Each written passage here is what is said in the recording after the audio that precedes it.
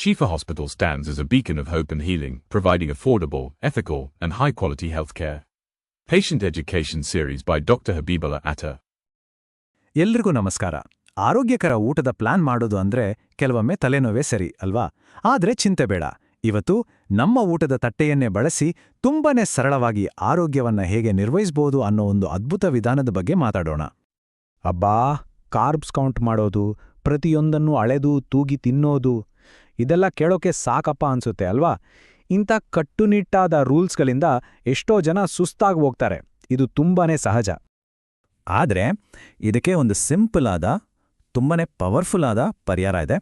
ಅದನ್ನೇ ಸರಳವಾಗಿ ಮಾಡೋಣ. ಮೊದಲಿಗೆ ಈ ಡಯಟ್ ಗೊಂದಲದ ಬಗ್ಗೆನೇ ಮಾತಾಡೋಣ. ಆರೋಗ್ಯ ಚೆನ್ನಾಗಿ ನೋಡ್ಕೋಬೇಕು ಅಂತ ಹೊರಟಾಗ ಈ ಕಷ್ಟಕರವಾದ ನಿಯಮಗಳೇ ನಮಗೆ ದೊಡ್ಡ ಅಡ್ಡಿಯಾಗಿ ಬಿಡ್ತವೆ. ಯಾವುದು ಸರಿ ಯಾವುದು ತಪ್ಪು ಅಂತ ಯೋಚನೆ ಮಾಡ್ತಾ ಒಂದು ಸುಲಭ ದಾರಿ ಇದೆ ಅನ್ನೋದನ್ನೇ ಮರೆತುಬಿಡ್ತೀವಿ. ಹಾಗಿದ್ರೆ ಆ ಸರಳ ಪರಿಹಾರವಾದರೂ ಯಾವುದೋ? ಅದೇ ಡಯಾಬಿಟಿಸ್ ಪ್ಲೇಟ್ ಮೆಥಡ್. ಇದು ಸುಮ್ಮನೆ ಯಾರೋ ಹೇಳಿದಲ್ಲ, ಆರೋಗ್ಯ ತಜ್ಞರೇ ಹೇಳುವಂತಹ, ಕಣ್ಣಿಗೆ ಕಾಣೋ ಹಾಗೆ ಅರ್ಥ ಮಾಡ್ಕೊಳ್ಬಹುದಾದ ಒಂದು ಸುಲಭವಾದ ಟೂಲ್. ಇದರ ಕಾನ್ಸೆಪ್ಟ್ ತುಂಬಾನೇ ಸಿಂಪಲ್. ಇಲ್ಲಿ ಯಾವುದೇ ರೀತಿ ಕಷ್ಟಕರವಾದ ಲೆಕ್ಕಾಚಾರಗಳೇ ಇಲ್ಲ. ಬದಲಾಗಿ ನಮ್ಮ ಊಟದ ಪ್ಲೇಟೇ ನಮಗೆ ಗೈಡ್. ಕಣ್ಣಿಗೆ ಕಾಣಿಸೋದ್ರಿಂದ ಇದನ್ನ ನೆನ್ಪಿಟ್ಕೊಳ್ಳೋದು ಕೂಡ ತುಂಬಾನೇ ಈಸಿ. ಸರಿ, ಹಾಗಾದ್ರೆ ಈ ವಿಧಾನವನ್ನ ಪ್ರಾಕ್ಟಿಕಲ್ ಆಗಿ ಹೇಗೆ ಬಳಸೋದು ಅಂತ ನೋಡೋಣ ಬನ್ನಿ. ನಮ್ಮ ಮುಂದಿನ ಊಟವನ್ನ ರೆಡಿ ಮಾಡೋಕೆ ಈ ಮೂರೇ ಸಿಂಪಲ್ ಸ್ಟೆಪ್ಸ್ ಫಾಲೋ ಮಾಡಿದ್ರೆ ಸಾಕು.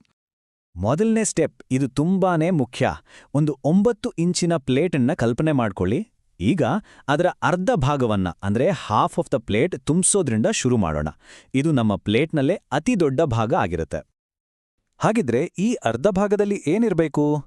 ಪಿಷ್ಟರಹಿತ ತರಕಾರಿಗಳು, ಅಂದ್ರೆ ನಾನ್ ಸ್ಟಾರ್ಚ್ ವೆಜಿಟೇಬಲ್ಸ್.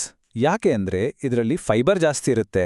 ಈ ಫೈಬರ್ ನಮ್ಮ ಬ್ಲಡ್ ಶುಗರ್ ಲೆವೆಲ್ ಇದ್ದಕ್ಕಿದ್ದ ಹಾಗೆ ಏರದಂತೆ ನೋಡ್ಕೊಡುತ್ತೆ. ಅಷ್ಟೇ ಅಲ್ಲ, ಊಟದ ನಂತರ ಹೊಟ್ಟೆ ತುಂಬಿದ ಹಾಗೆ ಇರೋದಕ್ಕೂ ಸಹಾಯ ಮಾಡುತ್ತೆ. ಕೆಲವು ಉದಾಹರಣೆಗಳು ಅಂದ್ರೆ ಪಾಲಕ್, ಲೆಟಸ್, ಬ್ರೋಕೊಲಿ, ಹೂಕೋಸು, ಕ್ಯಾಪ್ಸಿಕಮ್, ಕ್ಯಾರೆಟ್, ಟೊಮೆಟೊ, ಸೌತೆಕಾಯಿ, ಹೀಗೆ ಲಿಸ್ಟ್ ದೊಡ್ಡದಿದೆ. ಇದರಲ್ಲಿ ಯಾವ್ದು ಇಷ್ಟವೋ ಅದನ್ನ ಆಯ್ಕೆ ಮಾಡ್ಕೋಬೋದು. ಇದು ನಮ್ಮ ಊಟದ ತಟ್ಟೆಗೆ ಬಣ್ಣ ತುಂಬೋಕೆ ಒಂದು ಒಳ್ಳೆ ಅವಕಾಶ ಕೂಡ. ಓಕೆ, ಈಗ ಎರಡನೇ ಹಂತಕ್ಕೆ ಹೋಗೋಣ. ನಮ್ಮ ಪ್ಲೇಟ್ನ ಇನ್ನೊಂದು ಕಾಲ್ ಭಾಗವನ್ನ ಅಂದ್ರೆ ಕ್ವಾರ್ಟರ್ ಪೋರ್ಷನ್ ತುಂಬಿಸೋಣ. ಇದು ನಮ್ಮ ಪ್ಲೇಟ್ನ ಒಂದು ಚಿಕ್ಕ ಭಾಗ. ಈ ಕಾಲ್ ಭಾಗದಲ್ಲಿ ನಾವು ಲೀನ್ ಪ್ರೋಟೀನ್ ಅಂದ್ರೆ ಕಡಿಮೆ ಕೊಬ್ಬಿನ ಪ್ರೋಟೀನ್ ತುಂಬಬೇಕು. ಪ್ರೋಟೀನ್ ಯಾಕೆ ಮುಖ್ಯ ಅಂದ್ರೆ ಇದು ಬ್ಲಡ್ ಶುಗರ್ ಲೆವೆಲ್ ಮೇಲೆ ಅಷ್ಟೇನೂ ಪರಿಣಾಮ ಬೀರಲ್ಲ. ಜೊತೆಗೆ ಇದು ಹೊಟ್ಟೆ ತುಂಬಿದಾಗೆ ಮಾಡಿ ಪದೇ ಪದೇ ಏನಾದರೂ ತಿನ್ಬೇಕು ಅನ್ಸೋದನ್ನ ಕಡಿಮೆ ಮಾಡುತ್ತೆ. ಉದಾಹರಣೆಗೆ ಸ್ಕಿನ್ ತೆಗೆದ ಚಿಕನ್ ಅಥವಾ ಟರ್ಕಿ, ಸಾಲ್ಮನ್ ಅಥವಾ ಟೂನಾದಂಥ ಮೀನುಗಳು, ಟೋಫು, ಮೊಟ್ಟೆ, ಇವೆಲ್ಲ ತುಂಬಾನೇ ಒಳ್ಳೆ ಪ್ರೋಟೀನ್ ಸೋರ್ಸ್. ಇದರಲ್ಲಿ ಯಾವ್ದು ಅನುಕೂಲವೋ ಅದನ್ನ ಆಯ್ಕೆ ಮಾಡಬಹುದು. ಸರಿ, ಈಗ ನಮ್ಮ ಪ್ಲೇಟ್ ಪೂರ್ತಿ ಮಾಡೋ ಸಮಯ. ಕೊನೆಯ ಕಾಲ್ಭಾಗವನ್ನ ತುಂಬೋಣ. ಒಂದು ವಿಷಯ ಗಮನದಲ್ಲಿರ್ಲಿ, ಈ ಭಾಗವೇ ನಮ್ಮ ಬ್ಲಡ್ ಶುಗರ್ ಮೇಲೆ ಜಾಸ್ತಿ ಪರಿಣಾಮ ಬೀರೋದು. ಅದಕ್ಕೆ ಇದರ ಪ್ರಮಾಣ ತುಂಬಾನೇ ಮುಖ್ಯ.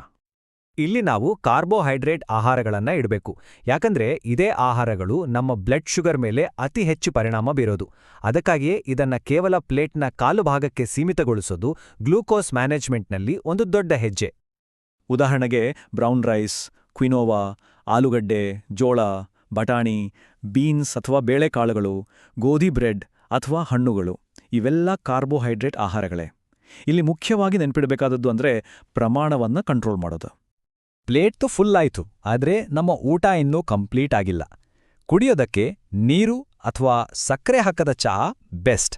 ಹಾಗೆ ಸಣ್ಣ ಪ್ರಮಾಣದಲ್ಲಿ ಆರೋಗ್ಯಕರ ಕೊಬ್ಬು ಅಂದ್ರೆ ಹೆಲ್ದಿ ಫ್ಯಾಟ್ಸ್ ಕೂಡ ಸೇರಿಸಬೇಕು. ಉದಾಹರಣೆಗೆ ಸಲಾಡ್ ಮೇಲೆ ಸ್ವಲ್ಪ ಆಲಿವ್ ಎಣ್ಣೆ ಅಥವಾ ಒಂದೆರಡು ಅವಕಾಡೋ ಸ್ಲೈಸ್. ನೋಡಿ, ಇದು ಸುಮ್ಮನೆ ಹೇಳೋ ಮಾತಲ್ಲ, ಇದರ ಹಿಂದೆ ಸೈಂಟಿಫಿಕ್ ಸಪೋರ್ಟ್ ಕೂಡ ಇದೆ. ಜಾರ್ಜಿಯಾ ಯೂನಿವರ್ಸಿಟಿಯ ಒಂದು ಸಂಶೋಧನೆ ಏನ್ ಹೇಳುತ್ತೆ ಅಂದ್ರೆ, ಈ ಡಯಾಬಿಟೀಸ್ ಪ್ಲೇಟ್ ಮೆಥಡ್ ಜನರ A1C ಲೆವೆಲ್ ಕಡಿಮೆ ಮಾಡೋಕ್ಕೆ ಸಹಾಯ ಮಾಡುತ್ತಂತೆ. A1C ಅಂದ್ರೆ ದೀರ್ಘಕಾಲದ ಬ್ಲಡ್ ಶುಗರ್ ಕಂಟ್ರೋಲ್.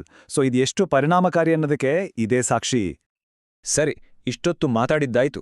ಈಗ ಇದನ್ನ ಒಂದು ನಿಜವಾದ ಊಟದ ಉದಾಹರಣೆ ಜೊತೆ ನೋಡೋಣ. ಆಗ ಇದು ಹೇಗೆ ಕೆಲಸ ಮಾಡುತ್ತೆ ಅಂತ ಇನ್ನೂ ಚೆನ್ನಾಗಿ ಅರ್ಥ ಆಗುತ್ತೆ.